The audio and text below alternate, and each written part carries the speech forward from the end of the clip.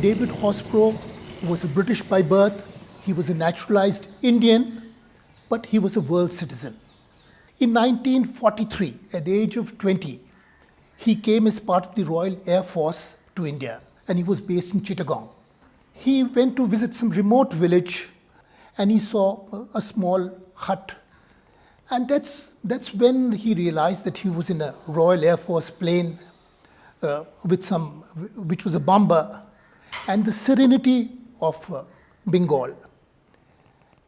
The realization dawned. He said that I want to become a school teacher in a village school.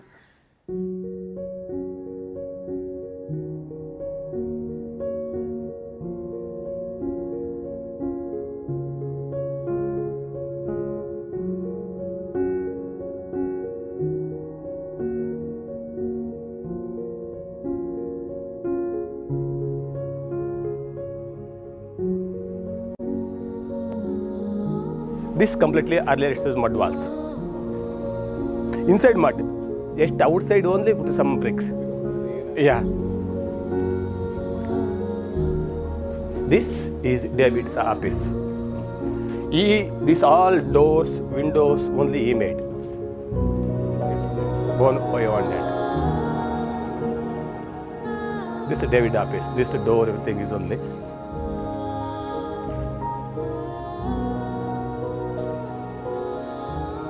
Same, the 72 mud. 72 mud? Yeah, nothing we changed that. Okay.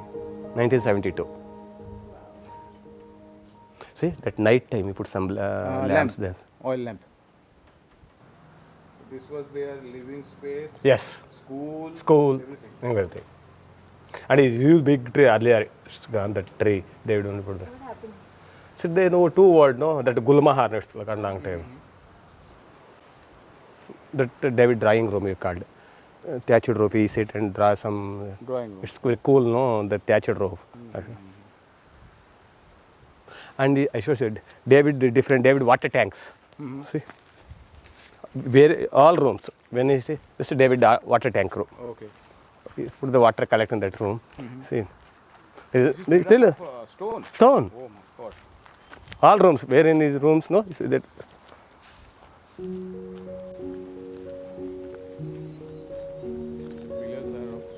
Yeah. These are local stones only. These David teacher's quarters. David pot baking area. Okay. Tiles, pot. Okay. Yeah, baking area. This in India, no? I heard story. No one like multi talent than David. He is one of the best carpenter, best artist, best writer, best scientist. He only prepared that one jeep with wooden things. This room, David pottery area, pottery session. Yeah. All the pottery. Yes. David carpentry. David carpentry. See, David carpentry tools, everything we have. See, this David's only. Wow. Wonderful. David was first and foremost an innovator, not a great theoretician. But his innovations were intuitively always correct. He worked with intuition, and he was an innovator. And he was a bold innovator. That seemed to be what mattered to him. I saw this small ad in Deccan Herald saying that we need a teacher but not trained. So this ad attracted me. So then I applied for it and I was asked to come for an interview in Bangalore. They took me to Neel Bagh and I fell in love with it.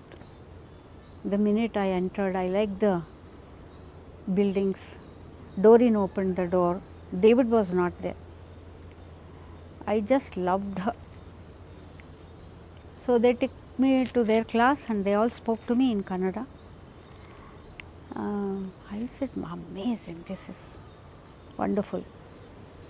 And David first took me to his library. Later on he came. He was, that's how I met him. So he entered and he gave me paper and he said, write about yourself. He left me in the library. First time in my life. I mean, imagine, I have completed my MA. I was 25. Nobody asked about myself. I wrote and wrote and wrote and wrote and wrote. He kept coming and bending, looking. I wrote so much about myself. So then he said, okay, that's enough now, you come. You know. David had a way of making people feel important. So when I came, then I was taken to the hostel, which was simply 3 rooms. In one room, I think 3 or 4 or 5 girls used to stay. Another small room in the side. I was only a man, boy, so I used to stay. And there was another small room which we used to call library.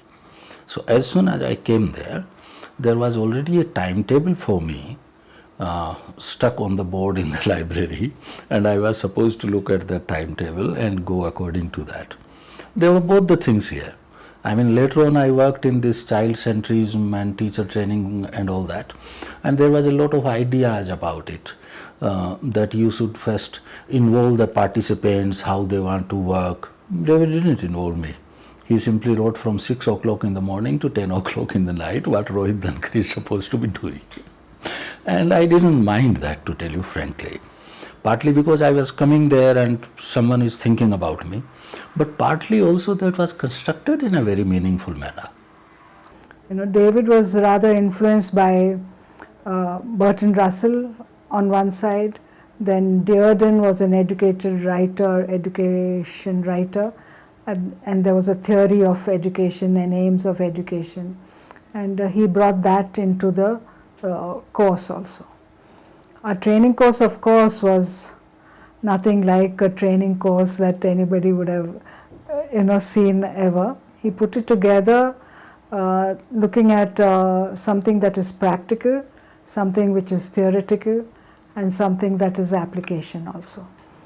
So, and it was on a learning mode all the time. So we were learning from the children, from David, from each other, learning skills. Whatever was in the environment, we were learning and connecting to it. David had a bullock cart. And then Mala from Delhi, Malashi had brought to stay 2 years huge luggage, and we all had our own beddings and huge luggage, which was all loaded onto the bullock cart, and he put us all on the bullock cart. We didn't know how to ride on the. David kept walking behind, and Indra was next to me. We were holding here or there, and the road was so bad. That was our first experience, 3 kilometers bullock cart. And we got down, it is like, what to say, 3 bears story, we were 4.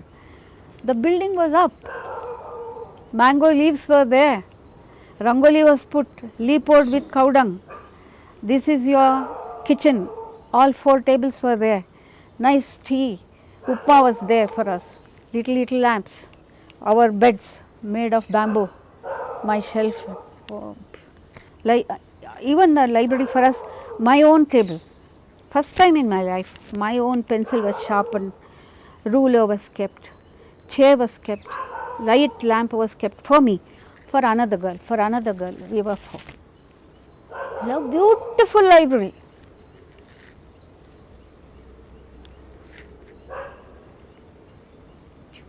It was wonderful. I mean, you see the doing, which is rare. I was always thinking in India people are there so much to talk good. Syllabus are good. Everybody wants to change the syllabus. Everybody wants to change the method. Why change? You change, no? Here this fellow, doing was the thing for him. My own call, I would say, soul call. Beautiful. So that's how I met David. That's my first thing. There was a mix of working on the ground, reflection, and reading.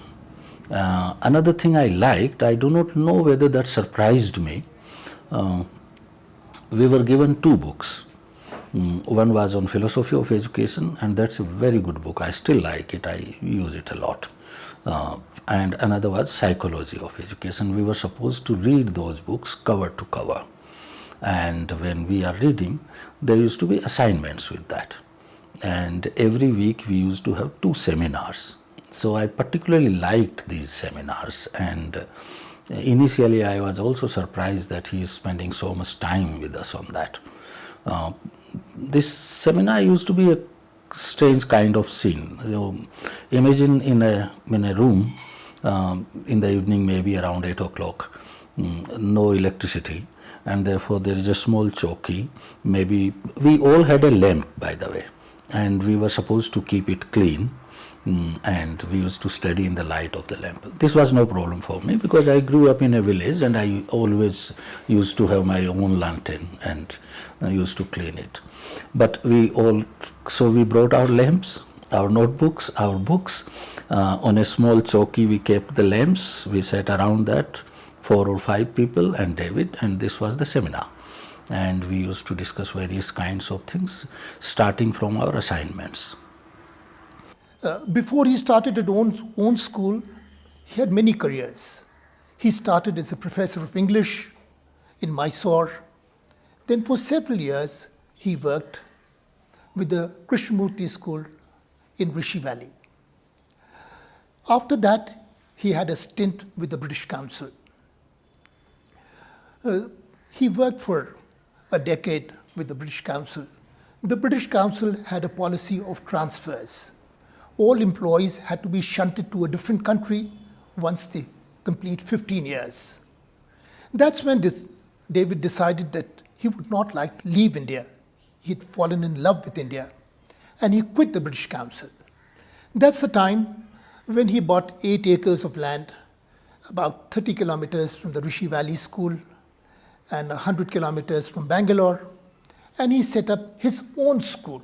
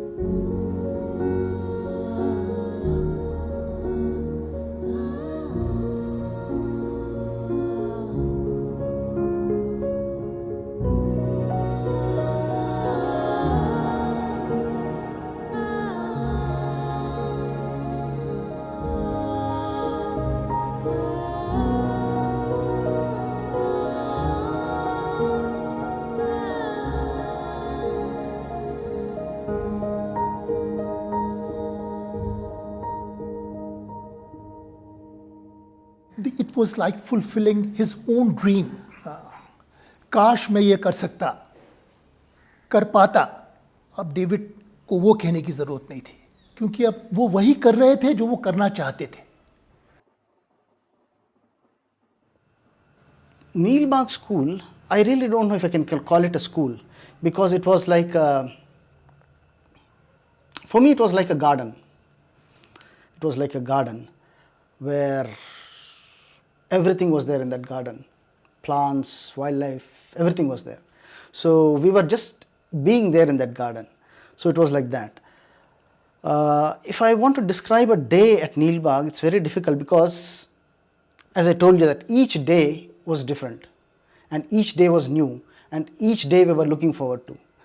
So I'll try to just describe a day, a typical day. The school would start at 8:30 in the morning, and all the children from the village and children living around the school would go to the school and start working in cleaning up the school, which included sweeping, watering the plants, arranging the desks, mats and everything.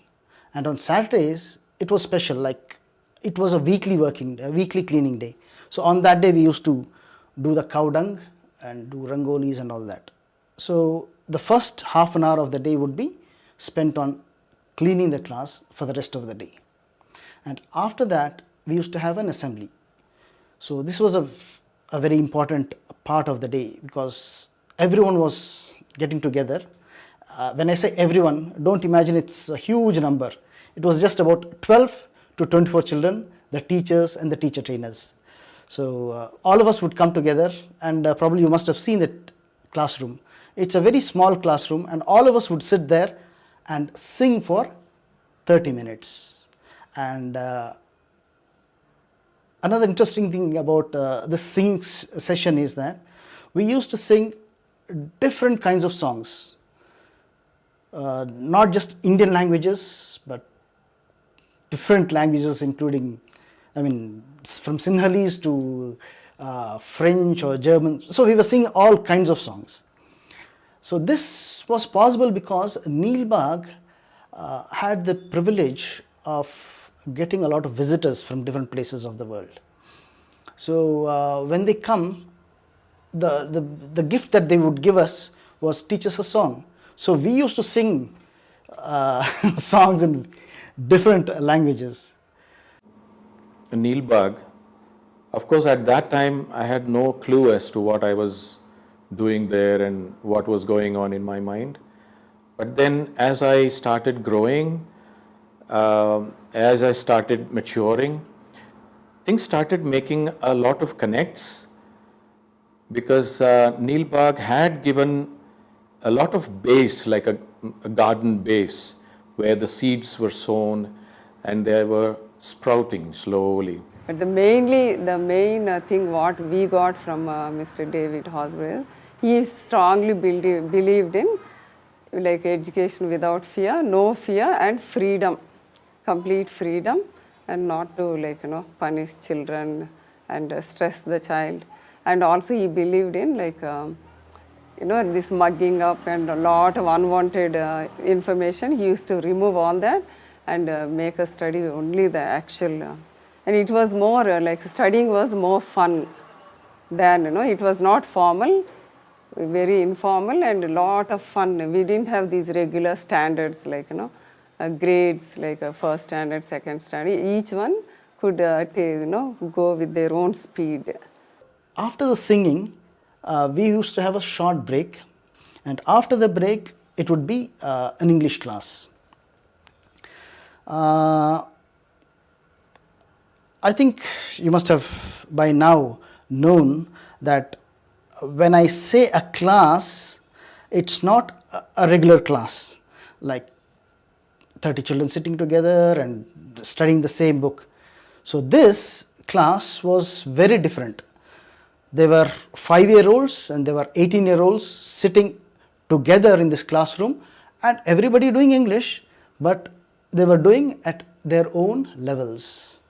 And for example, in my group, we were 4 of us in my group of nearly the same age. But even there, in that small group, each one of us was doing a different textbook. For example, if I was doing Oxford, somebody else would be doing Gulmohar, the other one would be doing something else, guided English. So each one was doing a different textbook. So in that sense, there was absolutely no competition at all. So each child would be studying at his own pace. So you can imagine how an English class would be happening. So there wouldn't be a teacher actually teaching a class, but it would be mostly children studying on their own, But if there's a difficulty, then we would approach the teacher and the teacher would help us in understanding a particular topic or a concept. Even there was a vertical grouping. We used to call family groups, FG1, FG2, FG3, wherein children from different age groups sat together, and one or two teachers would be sitting there and the others are helping each other. Only when somebody is stuck or the elder ones are not able to help the younger one, then both of them go to the teacher. Both go. That's a beautiful thing, because it's not the young one who is learning who goes to the teacher.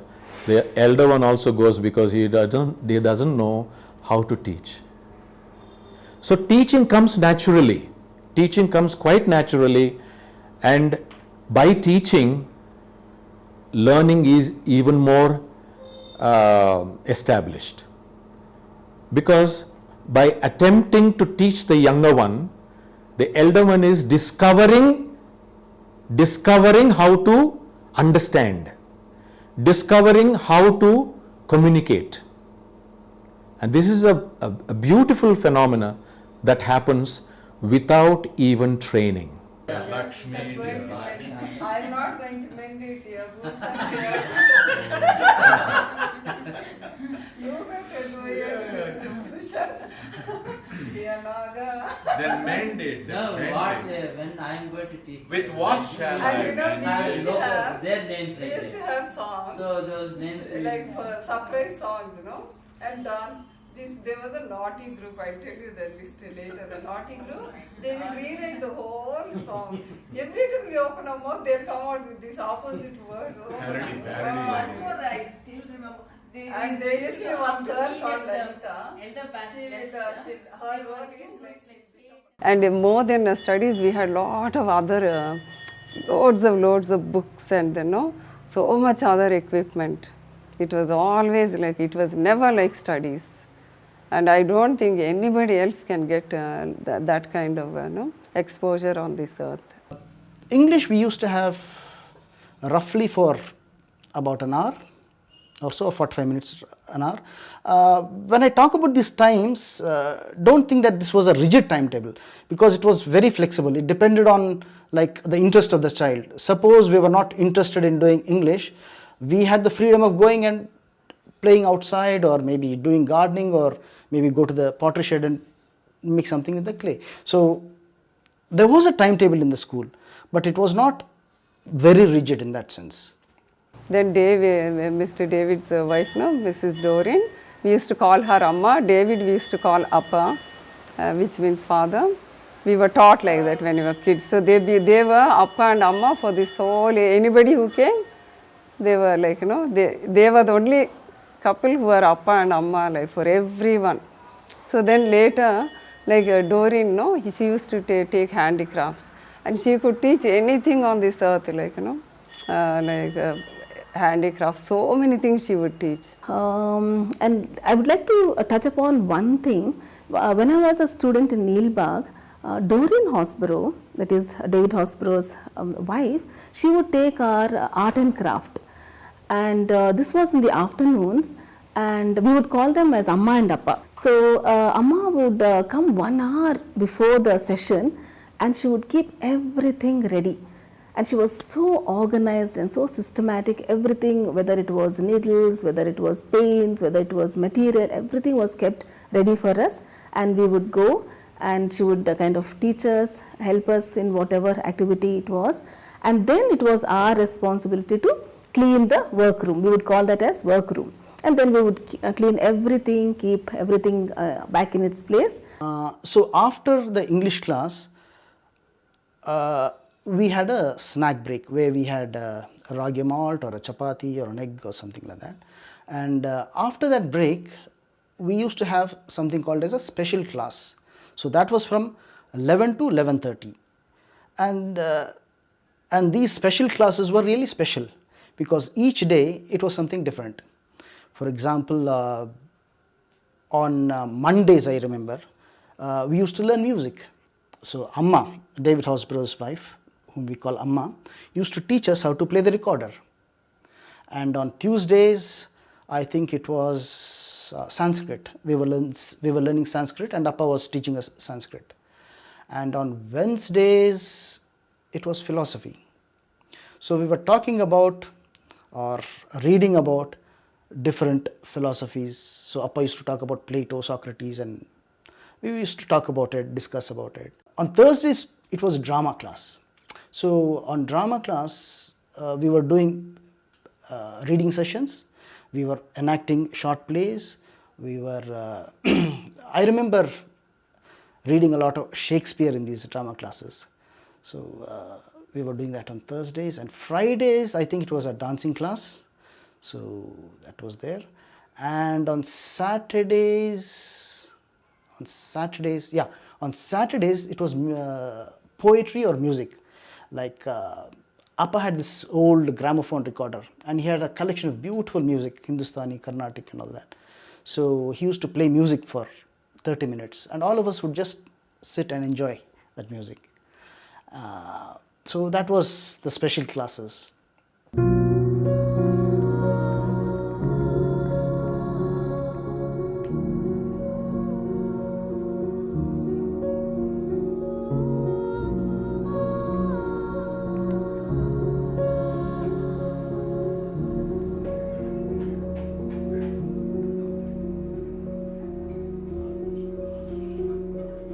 Appa, he's a unique person.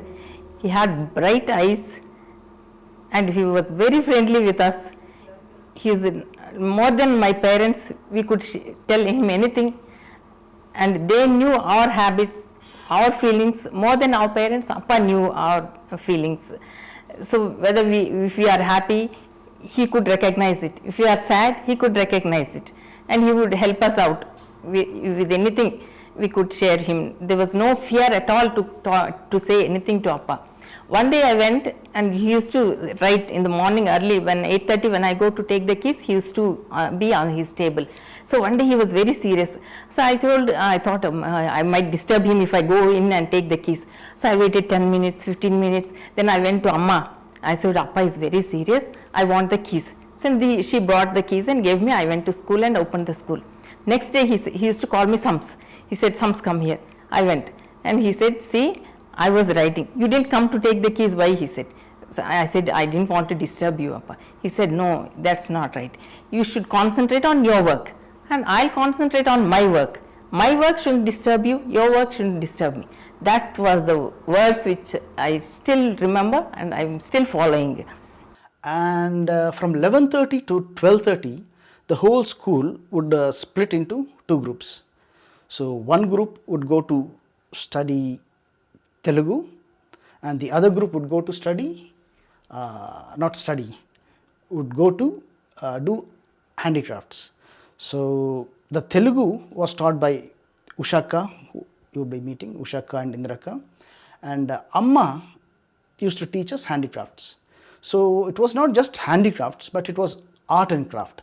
So we were doing painting, we were doing drawing, we were doing needlework, we were doing collage work, a whole lot of art and craft activities. And Amma was a very, very gentle person. So a lot of things I think we have imbibed from Doreen Horsburgh also. She was a very gentle person, very gently she would kind of teach us whatever activity we were doing. I still remember those classes. And so whatever I have learned in Neel Bagh, whether it was drawing, painting, craft work, even now I kind of integrate into my teaching. So whether it is English, whether it is of course art or environmental sciences. So even I can see that all those experiences I am trying to kind of imbibe into, integrate into my teaching to make teaching learning more creative. So that was from 11:30 to 12:30, and at 12:30 it was lunch break. So we would break for lunch, and everybody would go. All of us were living very close to the school, so we would go home, have our lunch, and then we would come back to school at 2 o'clock. And at 2 o'clock, we used to have either a science class or a social studies class? I think more than learning the subject, I think the relationships were wonderful. The way David Horsburgh would treat us, it was like a family. I mean, his grandchildren also were studying at that point of time. So, like we were all like one family. He would treat us like his children, like his grandchildren. So there was, I mean, like he would just love us unconditionally. The science classes were not like we follow textbook or something. So it was more like a project kind of a work. Like suppose we are talking about water, that the whole week or fortnight would be topics based on water, and after that maybe we would be doing something else. So I'd like to say something more about here, because when I say science class, it's not just science which we studied from 2 to 3 o'clock. Science would be anywhere in the school. For example, can I go back and forward? For example, if you are talking about astronomy, it need not be in the science class. For example, in the evening, we used to have prep. Prep is where no teachers would be there, but we would be working on our own. And in those days, there was no electricity. So we had these hurricane lamps. We had to clean them and put kerosene in them, and then two of us used to share a hurricane lamp, and we used to study. And by the time the prep is over, it would be 8 o'clock. And the children would be finding it difficult to reach their homes. So Appa or Nicholas Anna would come to the school, and he would take us to each of the houses and drop everyone at their house, and they would come back to their house. So what I'm trying to say is that on the way, what Nicholas Anna or Appa or Amma would do is shows the stars, and we used to talk about the different galaxies. She would show us the Milky Way, and in those days, you know, that there was no electricity, so the sky was beautiful and clear. So what I try to say is that science, when I say science class, it's not just science class which is from 2 to 3 o'clock, but the science class it can happen anywhere. For example, when we were doing gardening, there was a lot of science that we learned, right from sowing seeds to how plants grow to what plants require, different kind of fertilizers, biofertilizers that we were using, and taking care of the plant. I think that was teaching us a lot of science rather than the books. I would like to give another example. Appa was a fascinating person. He was interested in many things. He was a wonderful teacher. He was very good at music. He used to play the tabla, and he was listening to the music. He was very, very interested in music. He was a very good dramatist. He wrote plays. He directed plays, and for every term end, the whole school would put up a play. So Appa used to organize this. He used to direct it, and he was such a fascinating person. For example, he was a perfectionist. In fact, he wanted to look for perfection. So when I saw Pratik doing all this lighting, I just got reminded of this incident, and I'd like to share with you. So for the play, we needed lights, and the lights had to dim and get brighter when the scene changes. So what he did was he had an old Austin car, so he removed his headlights and he got them. But now the question is how to make them dim. So do you know what he did? He got 2 pots, clay pots, huge clay pots, and made a salt solution in it. And he had the positive and the negative in it. So as the distance between these positive and negative increased, the lights got dimmed. And as he put it together, the lights got brighter. So when he was doing this was a drama class, but I think I learned a lot of science over there. We in Neel Bagh, we looked at the syllabus, but we didn't look at the textbooks in my particular case. I don't think I would have touched the textbooks. in terms of history, political science and English literature. Now we have Google. I mean, you can access any of those matter. But at that time, we used to have encyclopedias, we used to have books, other books. So, of course, Neel Bagh was very famous for its rich library. So we had access to all those books. So, generic, I can use the word generic. In generic way, we used to access the content from the library. I think we've learned a lot more outside the classes. And Appa was he was very interested in science and technology. So I remember, he built 2 windmills and a turbine. So when this was happening, it was happening around the school. So all the children would be looking at what he's doing. So when he was building this windmill, I think I was spending most of the time where he was building the windmill rather than in the class. And I think I learnt a lot about physics, how wind works, how electricity is generated, when he was building that windmill rather than studying a book. So when I say that we learnt, it's not just we learnt through books, but we learnt it through various activities that were happening in the school. I'd like to, as we are talking about science, he built a biogas plant for the school kitchen. And we had a lot of cows on the campus. So while building this biogas plant, I think the children learnt a lot about how biogas plant works and how actually we were involved in it. Like we used to collect the cow dung, mix it with water, pour it into this, and we could see how it converts to gas. So this probably no textbook or a structured science class would teach us. Another very interesting thing I found was parents were involved so much into the school. And I remember there was once, I think most of our parents did a lot of drama and dance and things like that. They learnt and they performed for the rest of the school.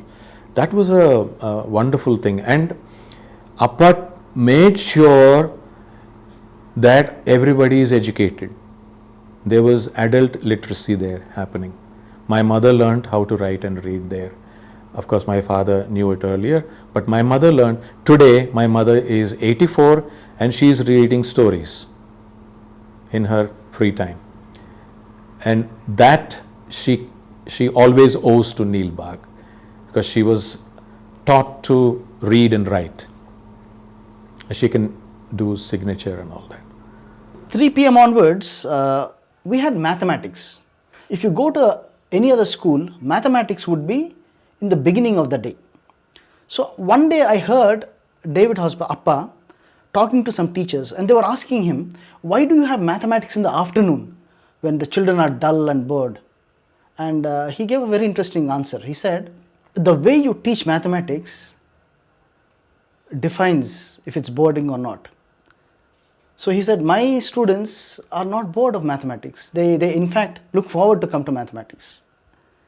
What other teachers think that what is very difficult, he would purposely put it at the end of the day and show that it can be done in a wonderful way, a very interesting way with a lot of activities. So after the mathematics class, that is at from 4 to 4:45, again the whole school would break into 2 groups, and one group would go for pottery and the other group would go for carpentry, and we would exchange. The next day this group would go to carpentry and the other group would go to pottery.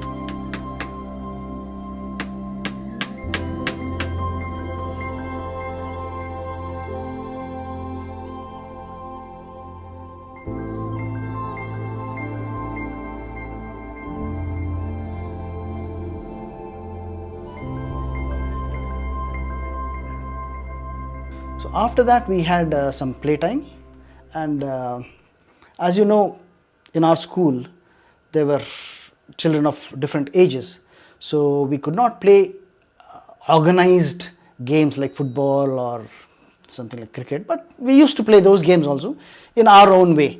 But apart from that, we used to play a whole lot of different games where there was a lot of running around, jumping and having a lot of fun. So it's not that we missed on these kind of games, but we definitely had a lot of fun playing these games. And after that, we had some time for gardening. So each child was given a small plot of land where we could grow vegetables, and we could take these vegetables home. Like, we can grow our own vegetables and then take these vegetables home. So we used to spend about half an hour over there, and then we would have a short break, and then we would come for our prep. So prep was from 6:30 to 8 o'clock, and this time was purely for children. Like, we used to work completely on ourselves. Like, we were there in the class, and no teachers would be there, and we would study on our own. And as I told you, that after prep, Appa, Amma or Nicholas Anna would come and then take all the children to their respective homes. So this was her day. But as I told you, that each day was different, and each day we were looking forward to.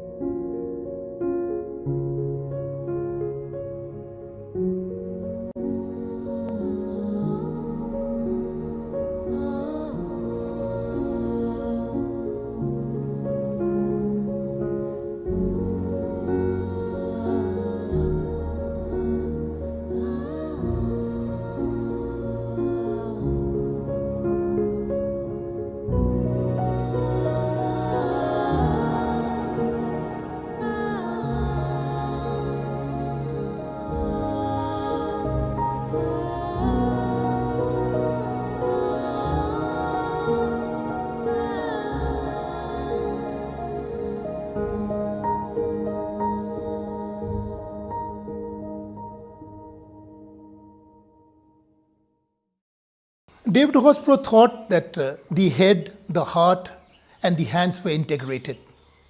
And whatever children do with their hands go into refurbishing, go into their better understanding of science and maths at a later stage.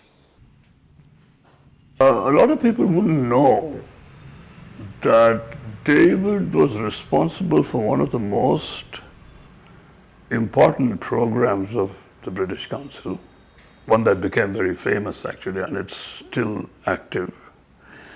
This was a program called MELT, M-E-L-T, Methods of English Language Teaching. If you want English proficiency, how do you teach that? See, if I look little upset, he'll just in the break time or something, he'll just come and put his hand on. He say, "Why are we little upset today? Why no smiles?" Then we are flying in the clouds. The moment he says, it's so much as kids, we think the world is so beautiful and we are flying in the clouds. That was, and like Doreen also, so beautifully she fitted into all that, her contribution, like sometimes, moonlight, she would play guitar and sing songs. We'll sit around her and then we would sing, like sit outside, and like that. There was loads of fun and nice amount of studies. He believed in learning lot of languages, so we all learned 6 languages were taught in the school, or Indian regional languages. After 50 years, Neel Bagh is still very popular amongst education circles. People talk about Neel Bagh, people refer to Neel Bagh, people dialogue on its methodology, the philosophy, etc. And for me, I had the privilege of I was immersed in the whole thing. So while I was there, I didn't pay attention to that as such. But when I reflect today, I think there are fantastic insights that come to my mind. And I feel that Neel Bagh was much ahead of its time, quite frankly, even 50 years ahead of its time, because whatever we used to do there 50 years ago are relevant today, very relevant today.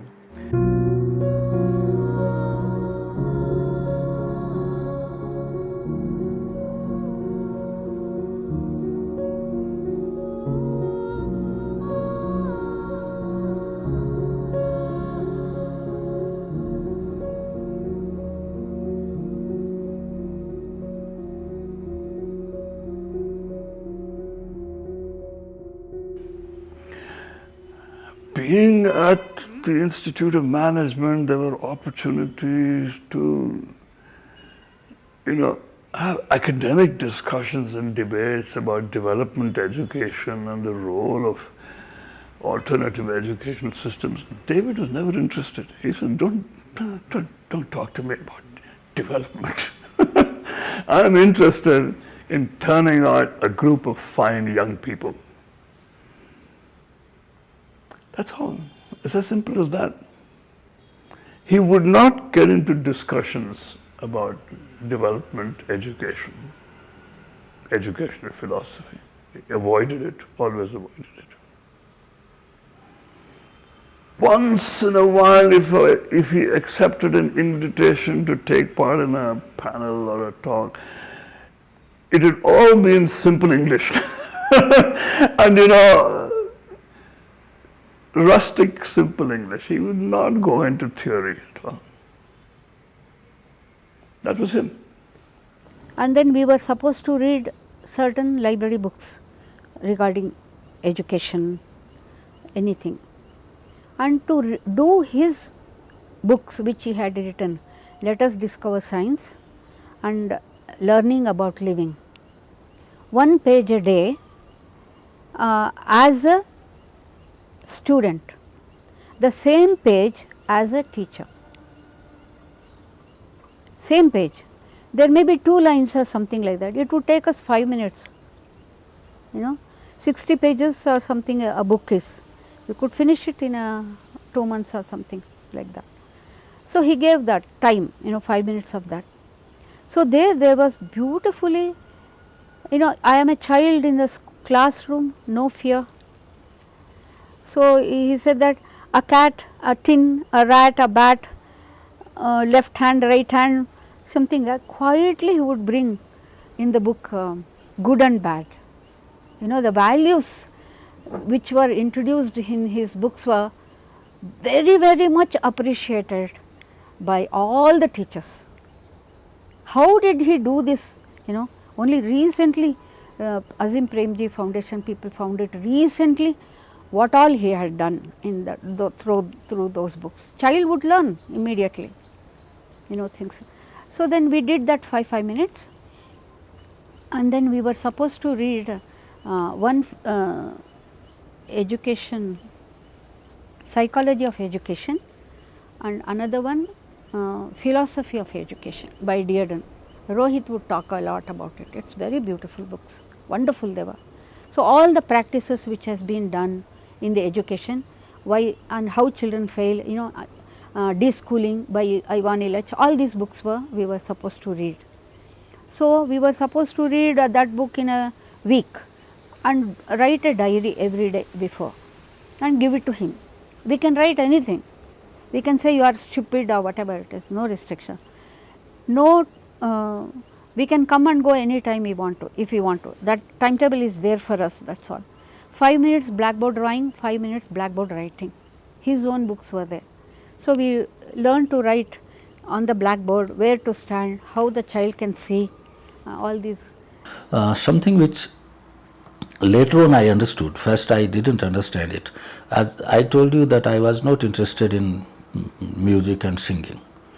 So David gave me, he had a tape recorder quite old and sometimes used to get stuck and had some tapes, etc. So he gave me that, and he gave me one particular MS Subbalakshmi bhajan. I still remember, Mane Chakar Rakhoji.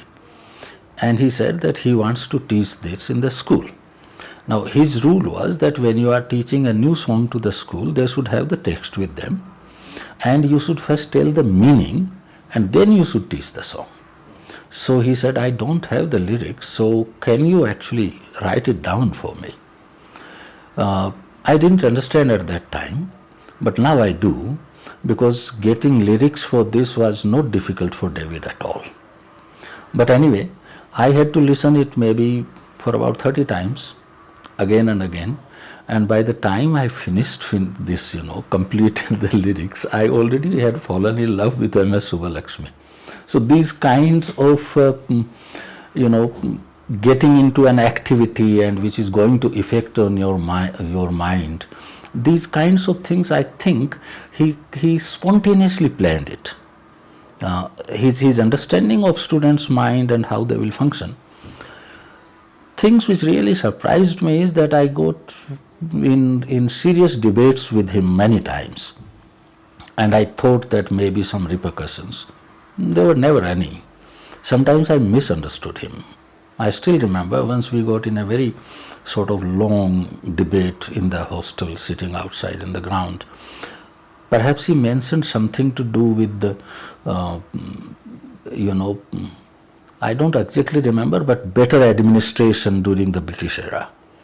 Now, I was coming from a family where my father was a freedom fighter and all that, and I assumed, which was completely wrong, but this was within the first month. So I assumed that he is talking of that British Raj should have stayed. And I jumped. I said, do you think that Viceroy would have been better than a Prime Minister? And he said, boy, I am not saying that. Well, then what are you saying? And we got into a long kind of thing. I took about 3 days to understand that I misinterpreted him and I was being stupid. But he was pretty good in condoning such kind of stupidity. So, and also we had to teach each other. So how do we teach each other a language, a subject? That was also given on the side. And because every morning we had to teach, we were 6 of us then, including Usha, the teacher in the school, and we had to teach each other a language. That was one kind of teaching. And then for the children, we had to teach a subject we do not know. And I feel then that whole focus came on not transferring knowledge, transferring content, but on the process of learning. So everything else was out of the picture. The focus was on how do we help children to learn rather than me teaching. And that gave us, I think, a capacity to take out all the, the nonsense of the content out of it and focus on the learner and the learning process. So one of them had to teach, I had to teach Kannada for a while. I didn't know any Kannada, but I had to teach Kannada. So how do we do that? Somebody had to teach maths, whom, she was not comfortable with it. Somebody had to teach singing. So those kind of skills, and more than skills, skills is I think a rather shallow word for that. The depth of learning and the idea of learning became part of us. The idea was never actually, as far as I remember or I understood it, because Neel Bagh may be understood in several different ways by different people, but idea was never right or wrong. Idea was always, what do you think and why do you think that? So what are your grounds for that? So this part I liked a lot. He also had a very uncanny kind of idea of using people's capability, whatever they know, using that appropriately in the school. For example, I was very much interested in mathematics. There were lots of activities from mathematics, etc. They came to me. I learned geography there, how to make a map. Very beautifully done. His books are wonderful. Like, he would say, you measure your nose. You measure your nose and draw that how long it is on. So, when I draw the line, then it does not look like nose, it is my nose. The next year another child will come, measure that nose, it would be different. Why change the syllabus? The nose changes. And the map does not mean the real, like it is a line with measurements. And so, after that he said, why do not you make a map of the chair or the table or your ruler. Then slowly he would go to rooms, and then he said, you can't draw a room whole thing, so make it how much the page can. So that is the time, actual scaling and everything came. And I was able to teach my children in Vikasana, every group to make a map, relief map also, the actual map of the school and their village, their roads, their trees. How do you measure this tree as a map? He has given that, like you can bend and see the top and then measure from there, and such simple. I mean, people should share this knowledge, right, in such a way that when we are sharing, that person who gets should be independent to share. That is what teacher is, like what you have, give it in such a way that all my 30 children are teachers, very good teachers, Vikasana children. So he believed strongly in the need for students to go beyond discipline borders. Terrific. But he also believed in a further decompartmentalization. He was a strong believer in what's called vertical grouping. So if you're studying, let's say, pollination as a very profound subject, because it has to do with regeneration of life, the groups would be made up of different ages and different classes. It's not first standard, second standard, third standard. This is called vertical grouping. He was a great believer in vertical grouping. Older kids would teach younger kids. Younger kids would be encouraged to ask questions and question ideas. He practiced it. And the skills that we all learned, from blackboard writing to carpentry to pottery, observing children, learning from them, theatre, that was fantastic. In 1 year, 1.5 years, we learned so much. I felt that was something which is, a teacher needs all those skills. Otherwise you just go and read out of a textbook, or even many alternative schools. I find that the intentions are there, good intentions are there, but somehow they forget the child, they forget the learning process. Their own agenda comes into play, I still feel, I said earlier also, but his idea of reading really good material, direct experience, and analyzing that experience, reflection on that in the light of your earlier belief system plus what you have read. I think this combination of these activities was basically belief changing. You see, real problem in training is that people talk and learn the terminology, but the belief systems don't change. So I believe this mix of things was quite potent in changing belief systems in that sense. In my time, I don't know if there were more later on, but for instance in Nicholas's time, but I've seen 2 batches of teacher trainees. They'd go to Neel Bagh, live there, work with the students, and the first requirement was unlearning everything they had learned in teacher training institutes. And they had to learn how to work with children afresh, absolutely afresh. And all of this would be meticulously and systematically documented. and encouraged them to open schools using this philosophy, this methodology. But as a human being, actually, I admire him a lot. Certain things were very, very clear in his mind. Respecting all human beings, being kind, trusting others, and for example, he used to trust us. But at the same time, thing which I remember often is that there was also a small farm with the school, and some ragi was produced, and he kept that ragi in a room, and there was this scale balance in which you can weigh the ragi, and there was rate, I think at that time 2 rupees and 50 paisa per kilogram, etc.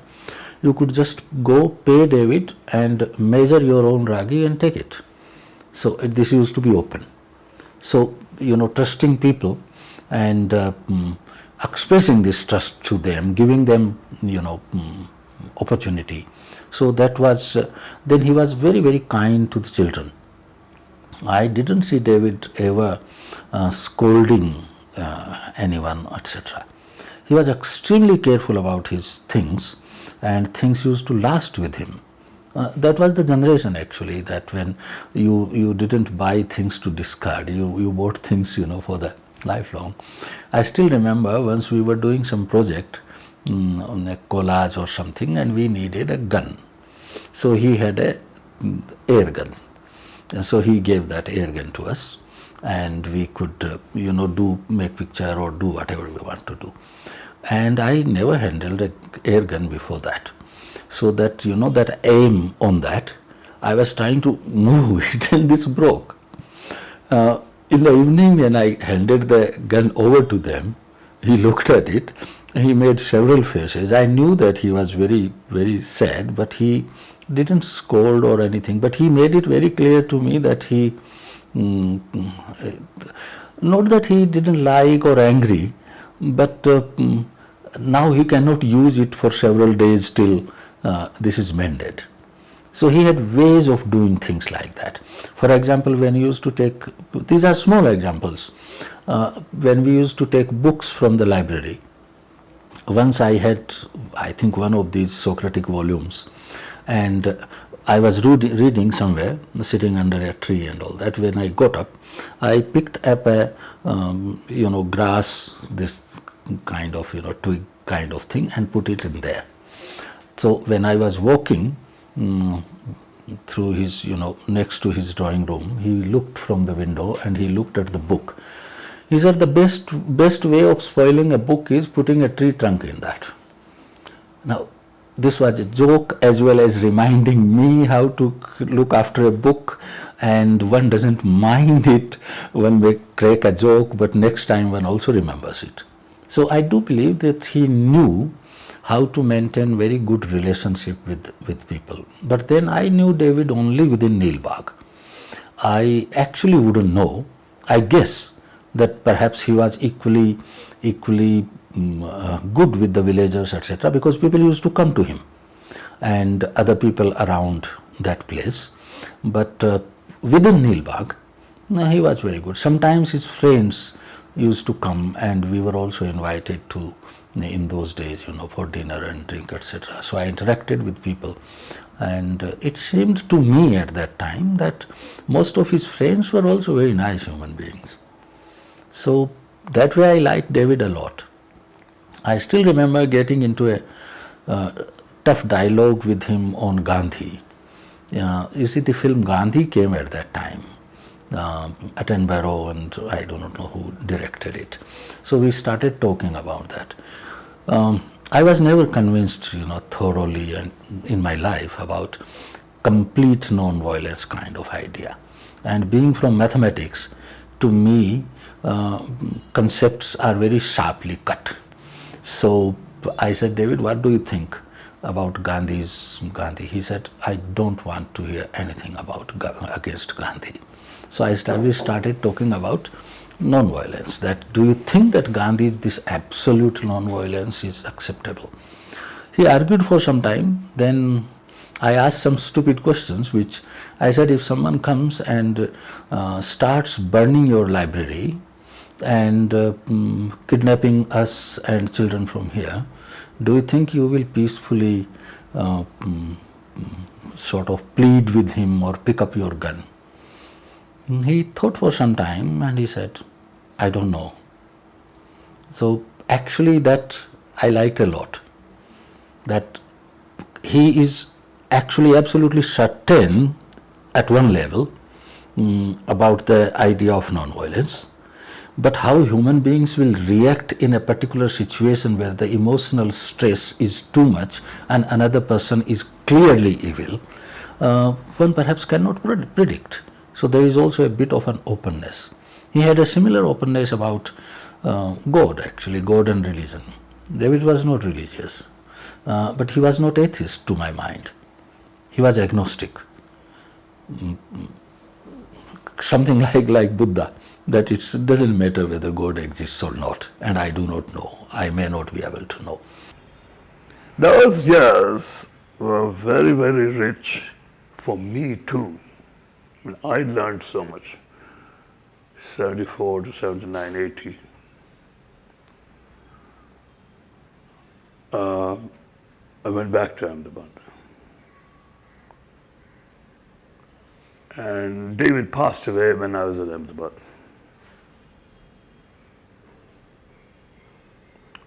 My girls, my kids would always tease David that he smoked too much. You got to stop, David. You can't smoke this much.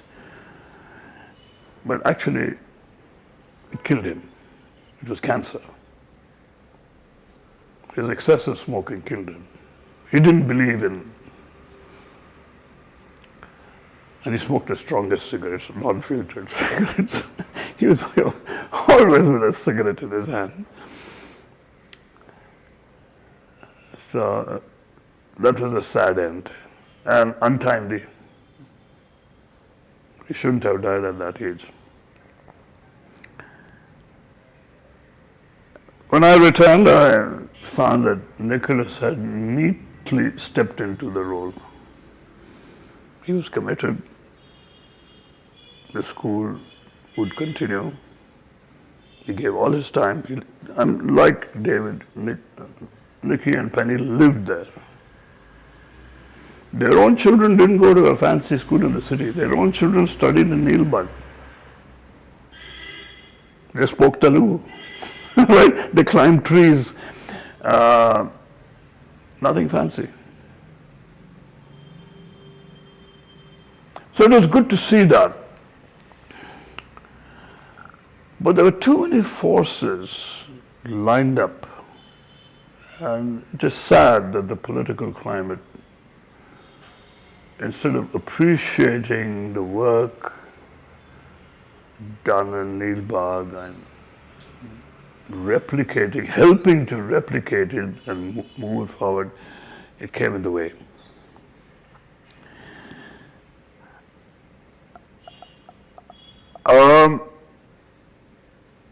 I have to speak a bit about the political climate. It's difficult not to. It is inevitable. If we don't speak about it, we will not be looking at reality. So, the then Prime Minister, Indira Gandhi, was visiting Rishi Valley, and people spoke highly about the rural school across the border, not too far, 20 plus miles, created by this amazing person called David Horsburgh. So she expressed a desire to visit the school. So a secretary and a clerk and somebody jumped into a car and drove to Neel Bagh with a request. The Prime Minister is there. She wants to visit the school. David was first of all stunned.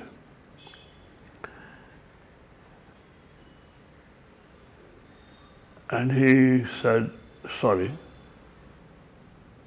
I don't think that's a good idea. because he knew immediately that Neel Bagh would become a tourist center if it attracts attention of this kind. Everybody will talk about it. He wouldn't be able to handle that. He believed in a quiet environment. So these people went back. But the reason here was we can't handle such numbers, security and this, that and the other. They went back unbelieving that somebody would say no to Mrs. Gandhi. She was also surprised. And then she made a second offer. All right, there'll just be my car and maybe one other. We won't have a crowd.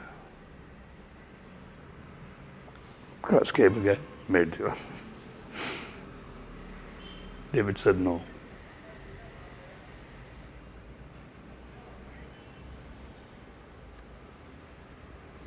He had the courage to say no.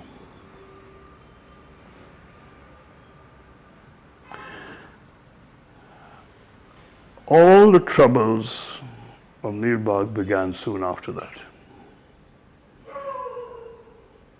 It is known that, it is well known, I'm not the first to make this observation, that she was a very vindictive person.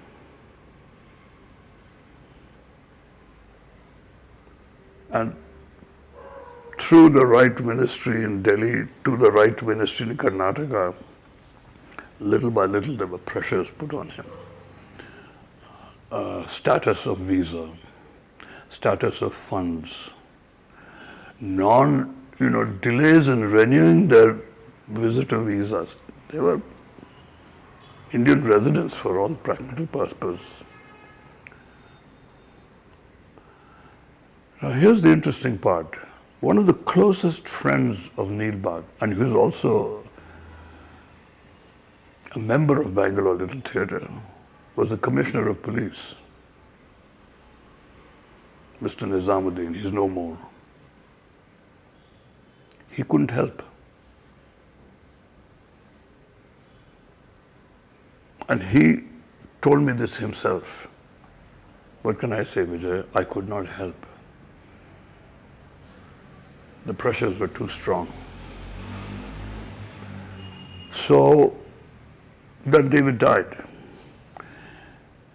The problem continued with Nikki and Penny. At one point they said that they can't handle it. So it's Neel Bagh has done a good job. They've done well. It seems better to close it. And that was the end of Neel Bagh.